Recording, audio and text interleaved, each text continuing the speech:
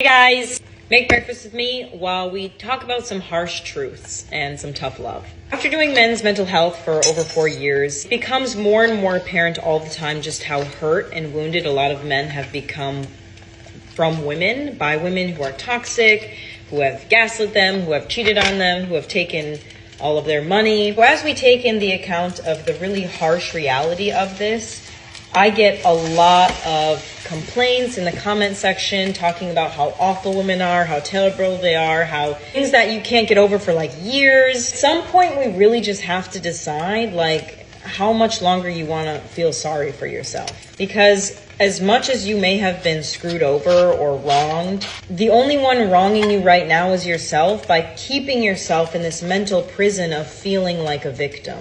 Whether you were a victim or not, at a certain point it doesn't really matter, because what happens and it sucks. Sometimes we get cancer and it sucks. But the only thing you can do to move forward is to move forward. The more you keep repeating the past, the more you keep complaining about it, the more you keep projecting the past onto the future, the more you become a slave to your pain. We also have to acknowledge that making other women feel bad and punishing other women who don't deserve it is not going to help us out, and it's actually not going to help other men out either. Think about this. Do you really want to become that guy who has become so bitter and so tainted that people don't want to talk about their happiness around him because he kind of spoils it for everyone because of his own negative experiences? So I think you want to be that person who inspires other people that their life can change too, that they can be happy too.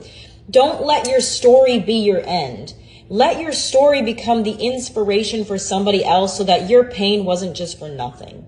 It's not easy. It's not fair. No one ever said it was fair. Maybe even they're having a great life and your life sucks right now, but it's just even worse for you to keep making them the pedestal of where your life is at.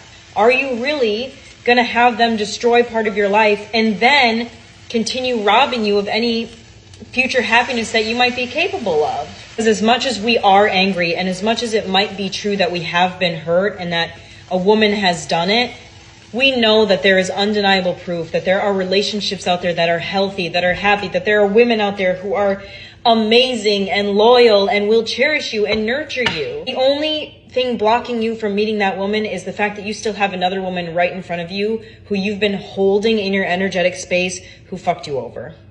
Don't let them become the ultimate winner of your life. If we ever want to make a difference, we have to do it as a community, and you can't hate your way into a loving existence. You can't hate your way into a community that is treated better. We have to be able to get ourselves into a place of such strength and leadership and power and self-esteem that we inspire others to do the same for themselves, because when people can love themselves, they can love others. If you don't love yourself, you don't have the capacity to treat others well. And that's who we are wounded by. We are wounded by people who do not have the capacity to love themselves, so they don't have the capacity to love us. And then they turn us bitter. True strength is not turning bitter in the eye of somebody who has given you immense pain. If you can persevere through that, you can persevere through anything. I didn't make this community for nothing. I didn't make this community just to talk to myself. I made this community because I saw that the men needed support. And it's hard when you get dragged in the comments because nobody believes you. I don't care, because it's not my ego that's running the show. I know that there's one man in the audience who's listening who needs somebody to tell him he matters. You matter. And then I need you to go and tell your son that he matters. But I also need you to tell your daughter that she matters. Creating change and positivity in the world is not singling someone out. It's including everybody in and accepting that some people aren't going to be able to accept that, but you don't need to worry about them. Because the more love we spread, the more we cover up all the other stuff and we set those people free.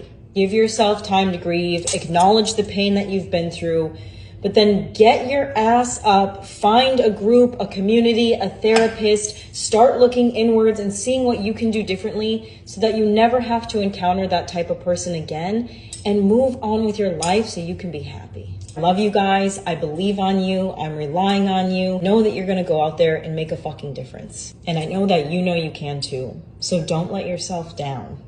Much love, Elise.